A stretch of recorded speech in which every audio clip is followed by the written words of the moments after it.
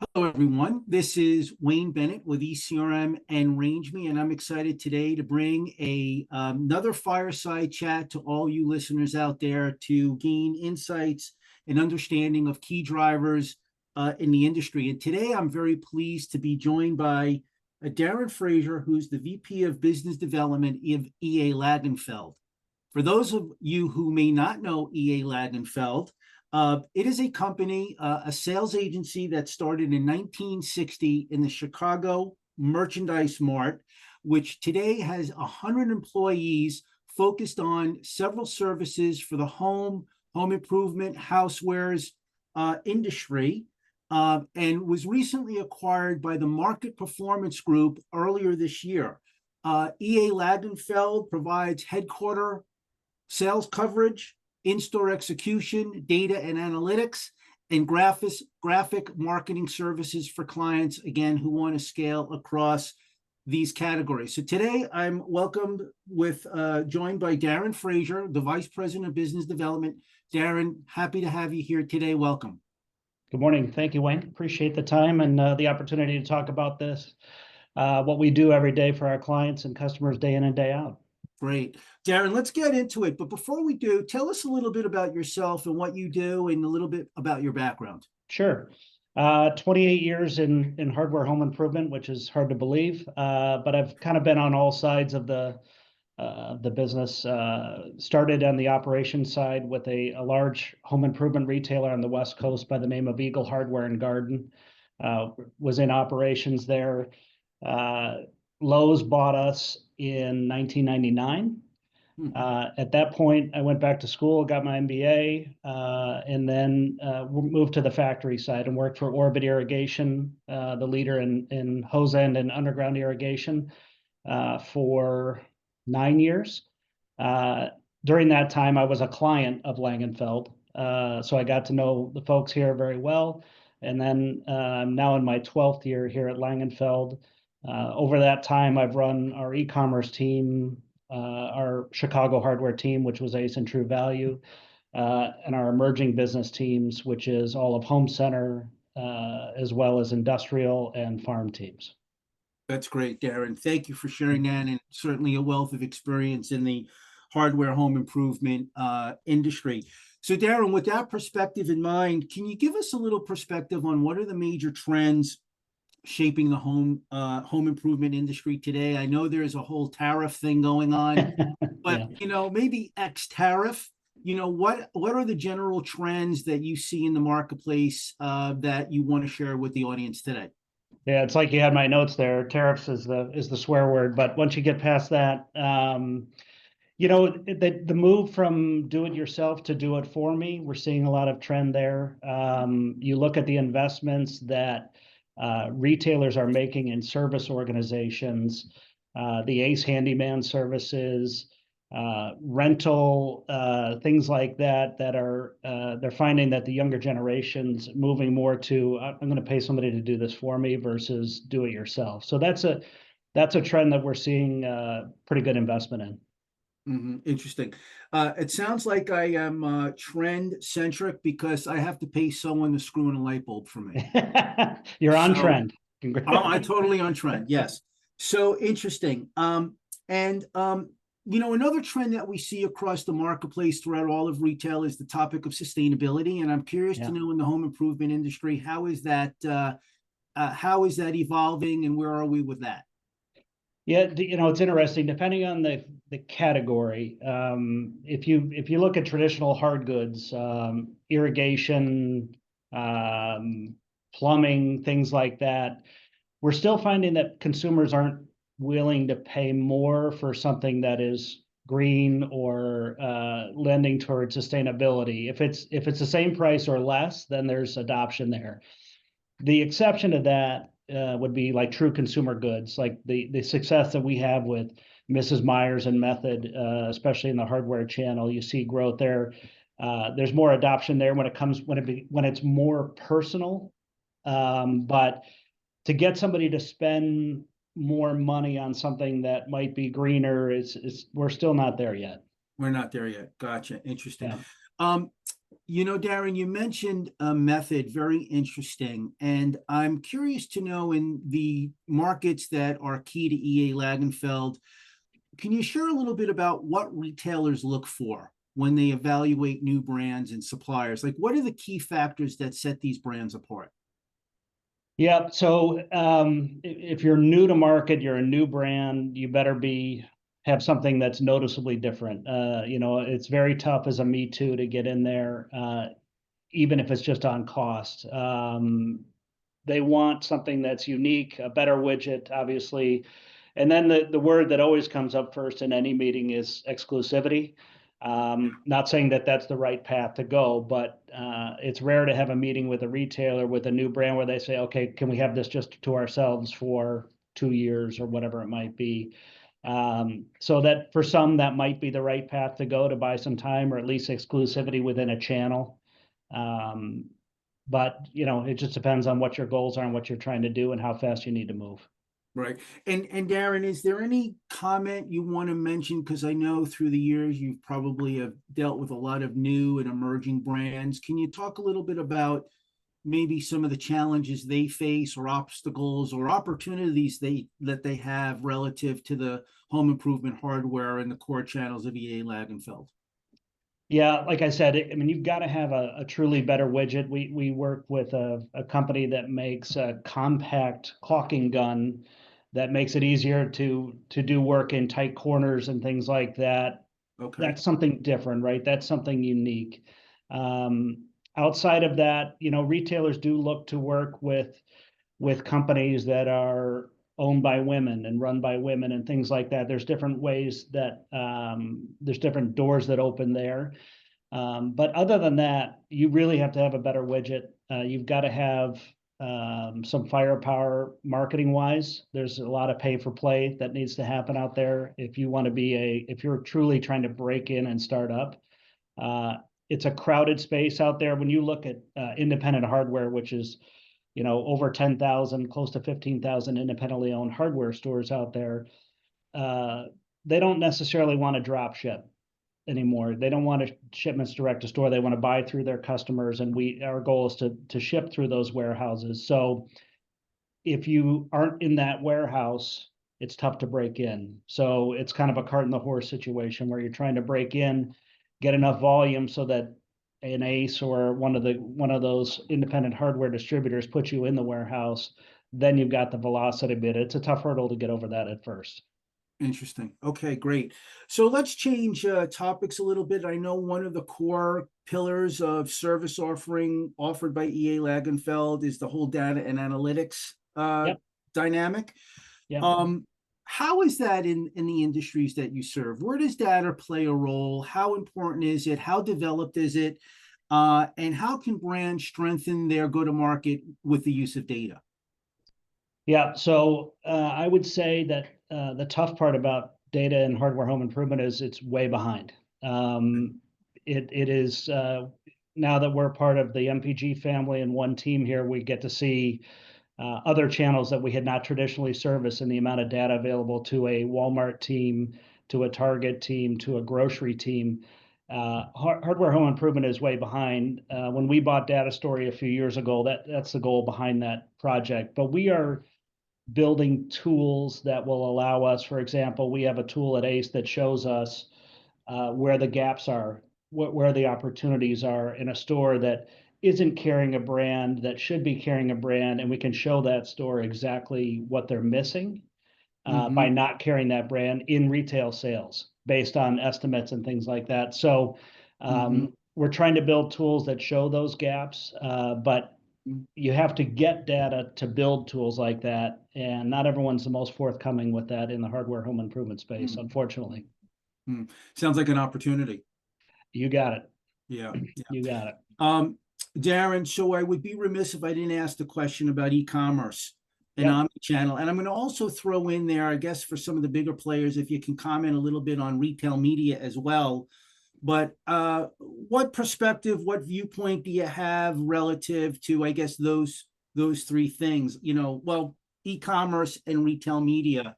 how do you see that fitting in, and what perspective do you have, and what should brands listening in understand about this?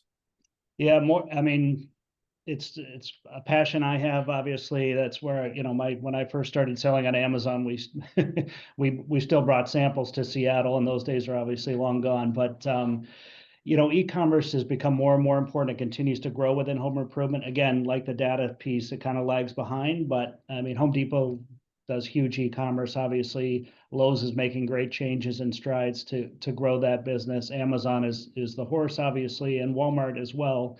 Um, it still comes down to investment in assets. That is the key to everything. We offer services where you can make videos, make 360 spins, invest. And it's not just e-commerce with retailer.com, it's social media, social as well, Sure, sure. Instagram and TikTok shop and all these things that are available.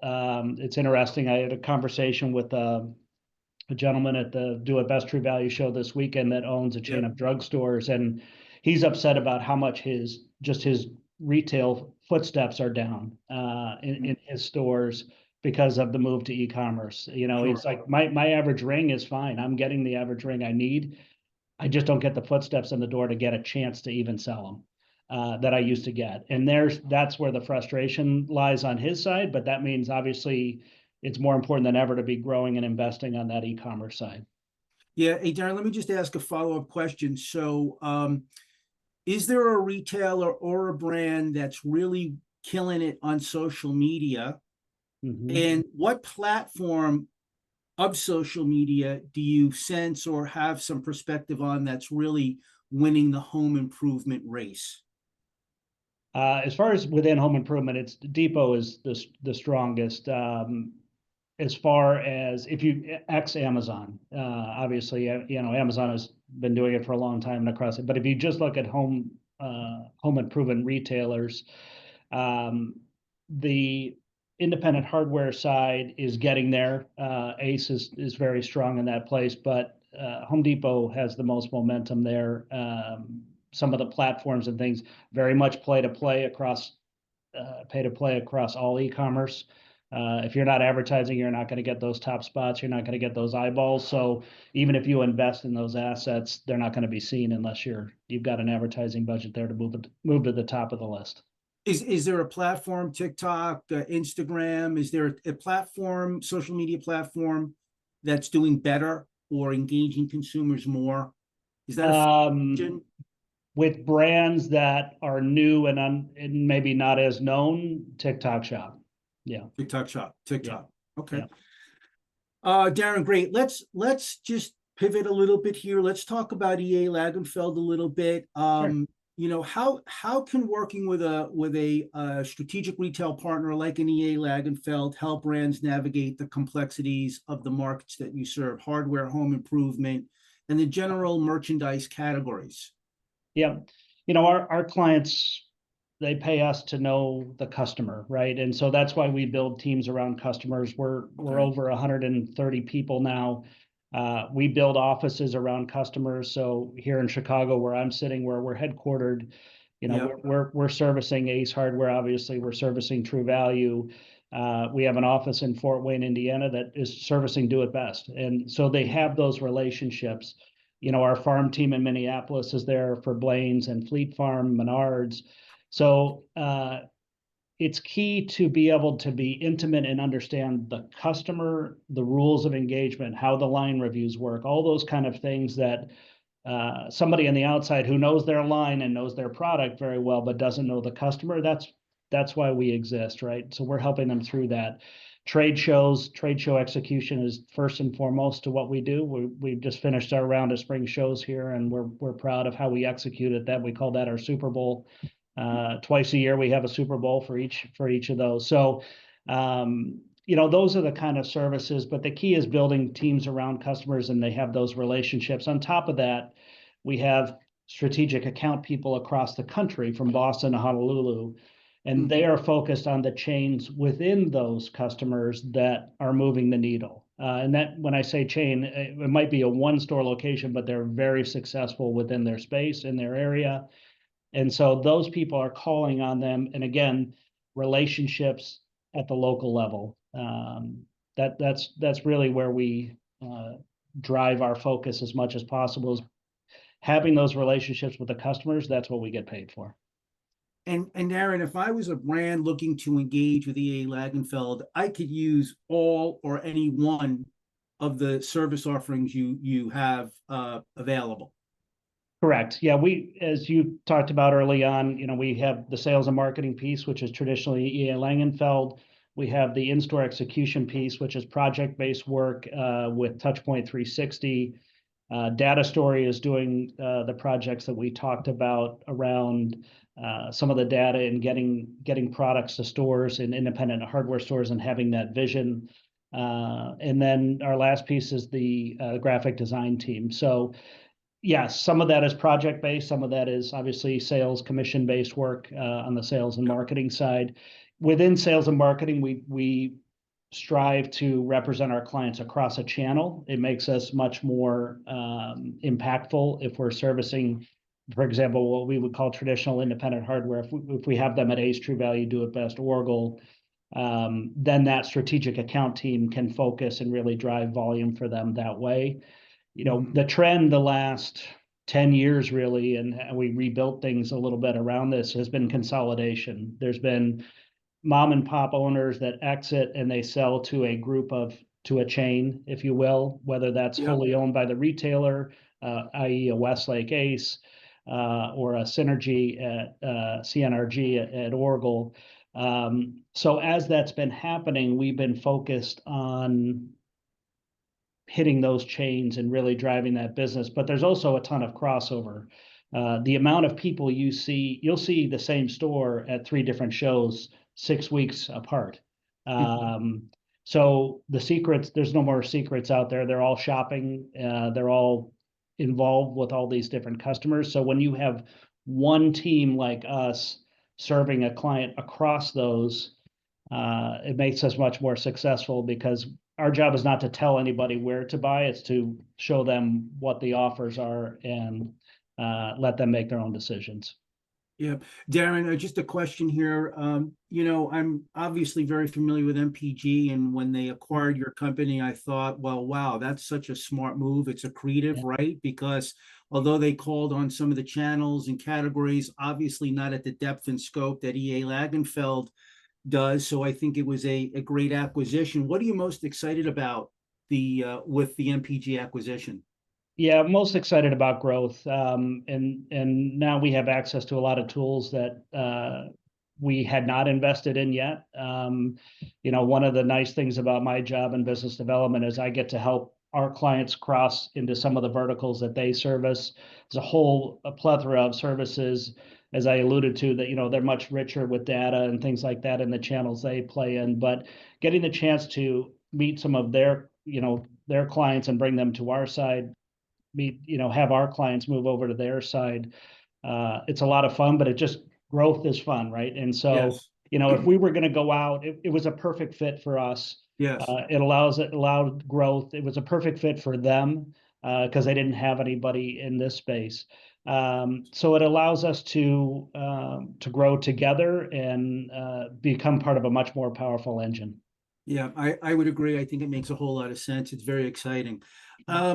Darren, question for you. You got some good perspective. You've been in the marketplace, but what are the key product categories or innovations that are seeing the most growth in the home improvement hardware space? Are there a couple of key categories you want to give a shout out to? Yeah, it's interesting. Through COVID and through all that, barbecue went crazy, and there's a ton of things that happened there. And then everyone ran out during COVID and bought a grill, and then it got tough there. That looks like that's rebounding. There's still a lot of trend there. You look around fire pits and things like that. The outdoor living space is probably the most trendy. It's just starting to hit its groove here again. But I'll tell you what, the center of the hardware store, the plumbing, electrical core part of it, has never lost its momentum. One of the nice things about, if there was something nice, because it was obviously a tough couple of years there with COVID, but a lot of people that had never stepped into an independently owned hardware store did during that time, and then they stayed and they kept shopping. So we've seen a nice momentum there. So you're seeing it, we're seeing it pretty much. There's nothing that's jumping out and saying, oh, this is all the rage. And the reason for that is a lot of people, obviously, across the country are in a mortgage that is a very low rate. The downside of that is they can't move because then they get out of that mortgage and then they're going to go get a new mortgage and it's much higher. The blessing of that is remodeling, which helps us all, right? So, but it's across the store. When they add a kitchen, when they add a bathroom, there's plumbing, there's electrical, there's paint, there's all the different things involved in that. And that's really what we're hoping continues to fuel this market. It's been, really good trend, and it's continuing to go that way. And until something happens with interest rates, I don't think that's going to change. People are much more likely to add on to their home or remodel their home than they are to move because they can't. Sure. That's exactly true. Darren, that's really great perspective. And just interestingly enough, in terms of, I know we were just both at the hardware show, and interestingly enough, what I saw in terms of innovation, believe it or not, was like, this is funny, like flashlight innovation. I actually caught a couple of items that were light-based, the head and the movement and just a couple of different really interesting flashlight newness. I just thought that was interesting. Yeah. In that new area in the back, there were a couple new, you saw there was like 2 or 3 new grill things. They do a good job at that show of having entrepreneurs come in and very early stage stuff. And it's cool to walk that part and see it. But the other thing that caught my eye there, the robotic lawnmower thing is really, I like to be an early adopter. It's still too early for me at those price points, and I worry about where if something goes wrong with it, where it would get serviced. But I don't think we're too far off from that piece as well. Interesting. And lastly, I thought the outdoor grilling area was great. When you walk that show, the brands those were the strongest brands was that outdoor grilling area. Yeah. I'm ready to go out and buy a Blackstone. There you go. There you go. Well, Darren, Fraser, I appreciate your time very much. It's great to connect with you. Congratulations on the joining of MPG. Thank you so much for the time today. We will be sharing this very shortly. And thank you so much for what you do and for the things you create value for it with in the marketplace. So thank you again for your time and have a great day. All right. Thank you, Wayne. Appreciate it. Okay.